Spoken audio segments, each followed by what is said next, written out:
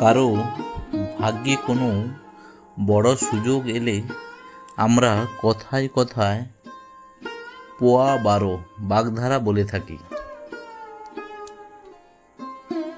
এই পোয়া 12 বাগধারাটি কিভাবে সৃষ্টি হয়েছে জানেন?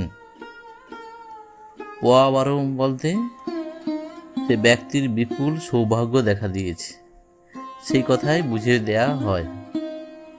কিন্তু কথাটি তো আসলে এমন দুটি শব্দের সমষ্টি যারা উভয়ই সংখ্যাবাচক।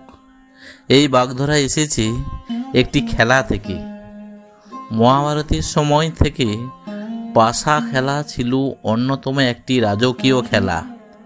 শকুনির ভাগ্য ভালো হয়েছিল সেই খেলায়, তবে মূলে ছিল ভালো চাল পড়া।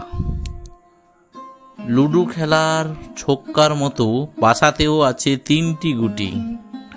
প্রতি দানে 3টি গুটি একসঙ্গে ফেলা হয়, আর প্রত্যেকটি গুটিতে 1, 2, 5 ও 6 নম্বর থাকে। এই খেলায় সবচেয়ে বড় দান হলো 2 ছক্কা আর 1, অর্থাৎ 2টি 6 মিলে 12, সঙ্গে একটি 1, সব মিলিয়ে হয় 13। এটি সবচেয়ে দামি চাল, সবচেয়ে দুর্লভ বটে, আর সেই জন্য পাশা খেলায় সৌভাগ্যের দান। এই খেলার অংশ থেকেই জনপ্রিয় পোয়া 12 বাগধারা তৈরি হয়েছে। ধন্যবাদ, ভালো থাকবেন। চ্যানেলটি সাবস্ক্রাইব করে দেবেন এবং শেয়ার করবেন।